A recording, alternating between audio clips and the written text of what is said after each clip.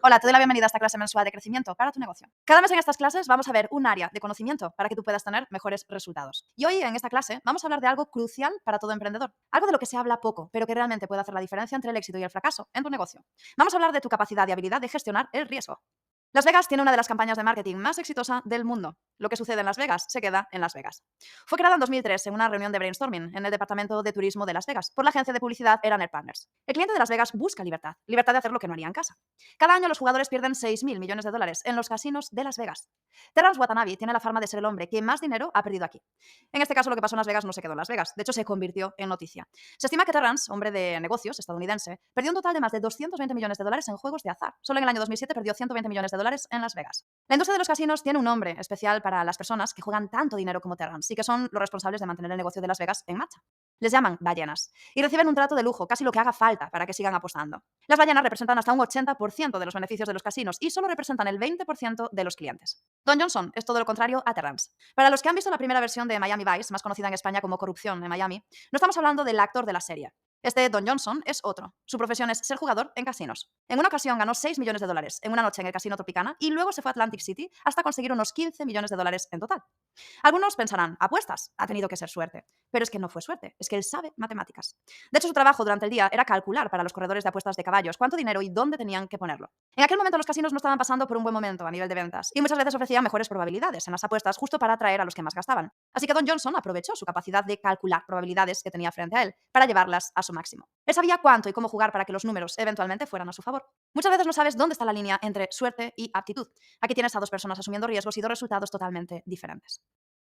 No estamos bien equipados para gestionar el riesgo en los tiempos que corren. El cerebro interpreta el riesgo dando siempre una respuesta natural de lucha o de huida. Cuando escuchamos o sentimos que algo es un peligro potencial, la amígdala, la parte del cerebro responsable de recibir la información del entorno y captar los estímulos que considera significativos, reacciona de inmediato.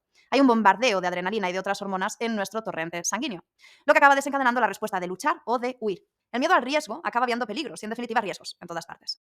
Nuestra cultura nos condiciona sobre lo que entendemos como riesgo. Años de condicionamiento de vivir en una sociedad marcan cómo percibimos el riesgo y qué elementos lo llevan a sus niveles máximos. En un país como Suecia, por ejemplo, tener velas encendidas en casa durante las Navidades es totalmente normal.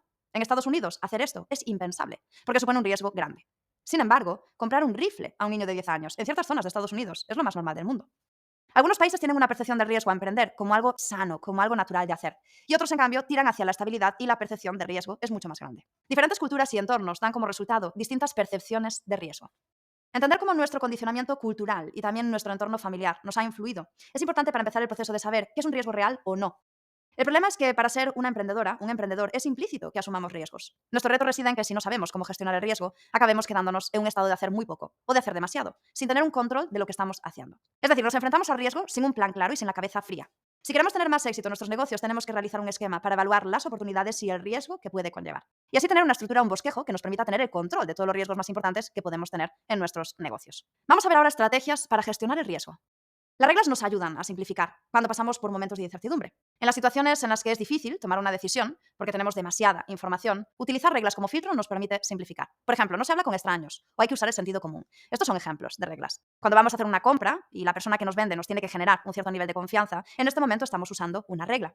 Si para invertir en algo tenemos que ver muchas reseñas positivas, estamos usando una regla. La recomendación de Peter Lynch, uno de los grandes inversores de bolsa, para las personas que empezaban a invertir era la siguiente: invierte solo en acciones de empresas de las que compras sus productos y conoces. No vamos a acertar siempre con reglas, pero sí que logran reducir riesgos y nos permiten tomar decisiones más rápido. ¿Cuándo usar reglas y filtros?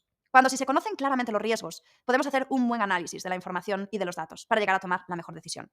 Tomar buenas decisiones requiere en este caso un pensamiento lógico y estadístico. La incertidumbre aparece cuando desconocemos los riesgos que puede haber, cuando no tenemos toda la información y cuando estamos ante un área que no terminamos de dominar.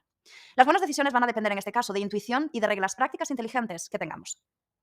El propio contexto de lo que es ser una emprendedora o un emprendedor es afrontar riesgos. El problema no son los riesgos. El problema aparece cuando no tenemos la costumbre de hacer una buena evaluación de riesgos y de recompensas. En cada situación en la que tenemos que tomar una decisión, estamos haciendo una apuesta con la que obtener una recompensa si acertamos o una penalización si fallamos. Esto significa que tú quieres realizar apuestas con exposición fija a la baja, pero con exposición al alza ilimitada o casi ilimitada. Por ejemplo, si yo decido que voy a invertir 2.000 euros en un mentor durante 6 meses, mi exposición a riesgos son 2.000 euros, es fijo. Ahora bien, mi potencial exposición hacia el alza puede ser mucho más. Puede ser que a través de este mentor yo ahora dé un salto en el negocio. Puede ser que este mentor me prepare para gestionar mejor a mi equipo y que esto ahora haga que rindan mucho mejor. La mayoría de las personas no siguen el hilo de la potencialidad de la apuesta, por lo que se quedan cortos. No miran las potencialidades de resultados y solo se quedan con los 2.000 euros de inversión de riesgo. Cuando realmente la pregunta es, ¿yo puedo asumir la pérdida de estos 2.000 euros si mi apuesta no sale? ¿Y cómo es el potencial al alza? Las empresarias y los empresarios que saben gestionar el riesgo están constantemente haciendo apuestas que pueden asumir. Y cuantas más apuestas hacen, más aprenden y más aciertan con el tiempo. Y esto hace que acabemos viendo patrones de apuestas que han funcionado y que ahora nos permiten tomar mejores decisiones para el futuro. Cuando un ingeniero del antiguo Imperio Romano terminaba de construir un puente, por ley tenía que dormir debajo de él. Siglos más tarde, los ingleses ampliaron esta ley romana, haciendo que la familia del ingeniero se uniera a él mientras dormía debajo del nuevo puente. Si su trabajo era defectuoso, el ingeniero y sus seres queridos podían morir. Las duras consecuencias hicieron que las personas fueran más responsables en sus obras y en sus trabajos. En la ingeniería hay dos conceptos que nos pueden ayudar a tomar menos riesgos: el margen de seguridad y los sistemas de respaldo. De manera similar, los ingenieros también han desarrollado el hábito de agregar un margen de error en todos los cálculos. Nunca se contempla la construcción de un puente sin un margen de seguridad. El otro modelo es el de los sistemas de respaldo. Un buen ingeniero nunca asume la perfecta fiabilidad de los componentes del sistema. Él o ella crea redundancia para proteger la integridad del sistema total. Podemos aplicar ambas ideas para tener menos riesgo en nuestro negocio. Por ejemplo, evitar el error de uno y crear un margen de seguridad. Depender de solo un cliente es un peligro. Tener solo un comercial es un peligro. Cuando solo tienes uno de algo, pregúntate si puedes estar algo más sólido teniendo dos o más en vez de uno.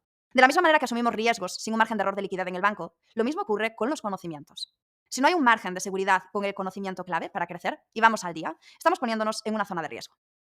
Una de las mejores maneras de tener menos posibilidades de hacer frente a situaciones de riesgo es simplemente cometiendo menos errores. Muchas veces las situaciones de riesgo a las que nos podemos exponer dependen de acciones previas.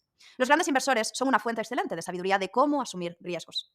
Donde hay un inversor de éxito, verás a alguien que ha estudiado y que ha practicado la mejor manera de gestionar los riesgos. Charlie Munger es uno de ellos. Es uno de los inversores más respetados de todos los tiempos y socio de Warren Buffett. En esta cita, Charlie Munger resume esta idea crítica muy bien. Y dice: todo lo que quiero saber es dónde voy a morir para nunca ir allí.